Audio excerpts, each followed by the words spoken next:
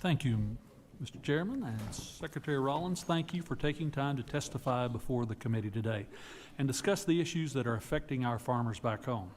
Last week, I chaired a subcommittee hearing to discuss voluntary conservation programs in the Farm Bill and the improvements Congress can make to ensure that these programs truly work for producers that they're intended to benefit. I heard from a variety of witnesses representing both producers and technical assistance providers, and they agreed with reinvesting the unobligated Inflation Reduction Act funds into the baseline of the Farm Bill without the climate sideboards is a necessary step to ensure that these programs reach more producers. To that end, Madam Secretary, I've heard from many of my producers back home that the Climate Smart Commodities grant process under the Biden administration was confusing and left little room for producer choice. Can you share with the committee what you're doing at USDA to revamp this program and to streamline the application process for producers? Yes, sir. Thank you. That remains a top priority for us. We've already made announcements on how to make it easier, cleaner, and better, and to put our producers first. We've asked several applicants to reapply based on that as a priority and driving that forward. If you hear anything different, Congressman, please let us know. It's those anecdotes that help us get better. But yes, sir, we are solving for that every day at USDA. It sounds like the Advancing Markets for Producers initiative is focused on making sure producers come first, and that USDA is a partner alongside producers rather than a dictator. Does that sound like an accurate assessment of what you and the department are attempting to do? That is accurate. We've asked people to reapply if and when they have at least 65% of their application focused on producers. In my remaining time, I wanted to take a moment to thank you for the Emergency Livestock Relief Program funds that went out the door last month.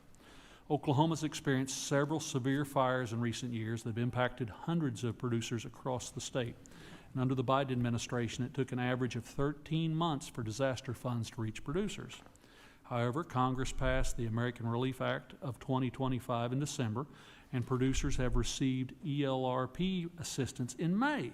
That's a significant improvement, and I know my constituents are grateful. Madam Secretary, have you received any immediate feedback on the rollout of these funds?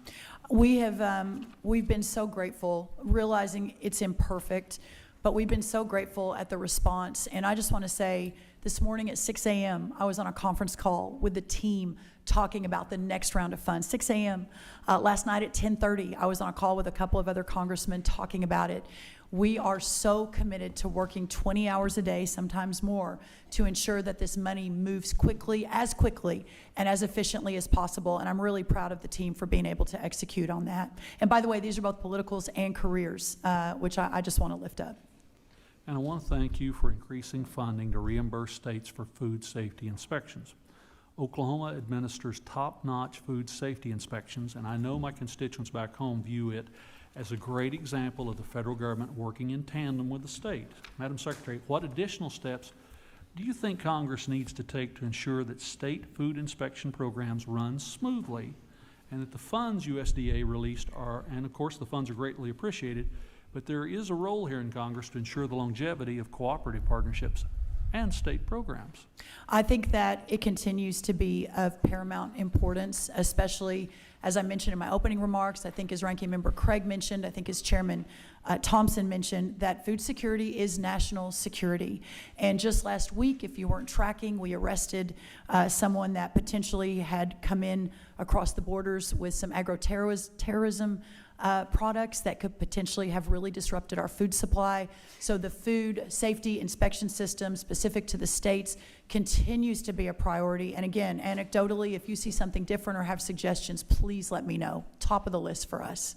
And my last thought is thank you for the very aggressive approach on the screwworm flies. Yeah. Being a livestock producer in Oklahoma, not that far from your stomping grounds, we are really close to the problem right now. We're really close. I'll be making a major announcement next week on the very next step, which will be probably more aggressive than anyone in recent history on the New World screwworm. And I think you and hopefully the entire committee will be very pleased. And my constituents say thank you. Yield back, Mr. Chairman. Thank you, sir.